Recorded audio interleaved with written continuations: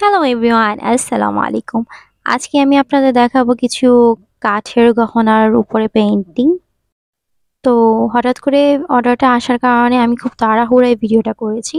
তো প্রথমে আমি কাঠের টুকরোগুলোতে, জবা ফুলের টুকরোগুলোতে জেসু ইউজ করে নিয়েছি।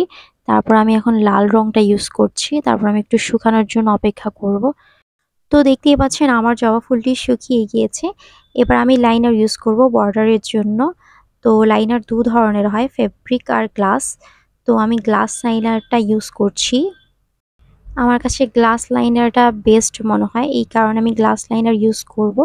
আর একটু কস্টিপ লাগিয়ে নিয়েছি যাতে লাইনগুলো অনেক চিকন চিকন আসে। তো এটা অনেক আস্তে আস্তে করতে হবে আপনার।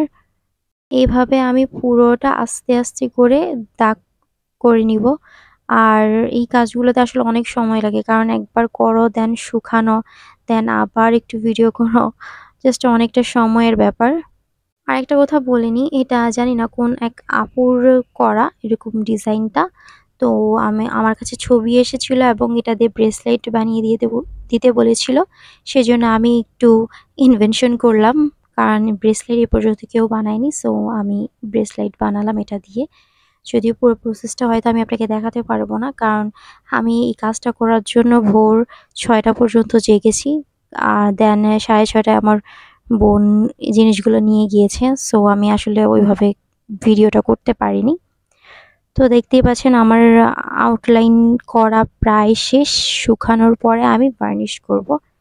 আর এখানে আমি অ্যাক্রিলিক ভার্নিশ যেটা লিকুইড ওইটা আমি ইউজ করছি, ফার্স্ট টাইম ইউজ করছি, বাট এটা আসলে অনেক সুন্দর।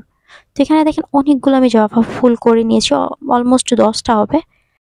তো জবা ফুলের একটা কাজ করতে আমি ভুলে গিয়েছিলাম, ফুলের মাথার মধ্যে হলুদ কালারটা দিতে ভুলে গিয়েছিলাম। তো আমি সেটা দিয়ে নিচ্ছি। এটা আবার শুকানোর পরে আমি ভার্নিশটা করব। আর ভার্নিশটা কিভাবে করেছি আপনাদের আমি দেখিয়ে নেব। অবশ্যই তার আগে এটা শুকাতে হবে। ভার্নিশটা করার পর এটার গ্লেজটা এত সুন্দর লাগছিল যে বলার বাহিরে। তো আমি ভার্নিশটার প্রেমেই পড়ে গিয়েছি, যেটা সত্যি কথা। তো এখানে দেখেন আমি অ্যাক্রিলিক যে প্রিমিয়াম ভার্নিশটা সেটা আমি 2 ফোঁটা দিয়েছি। দেওয়ার পর আমি জাস্ট আঙ্গুল দিয়ে একটু করছি। আপনারা চাইলে ব্রাশ দিয়ে করতে পারেন, কোনো সমস্যা নাই। তারপর দেখেন এর কালারটা কিভাবে চেঞ্জ হয়ে গিয়েছে। আমার কাছে খুব ভালো লেগেছে জিনিসটা।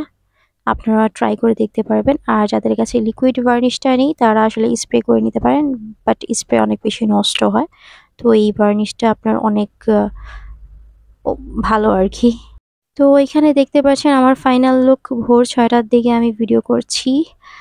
তো ফাইনাল লুকটা কেমন হয়েছে অবশ্যই কমেন্টে জানাবেন। ধন্যবাদ এতক্ষণ সাথে থাকার জন্য। আল্লাহ হাফেজ।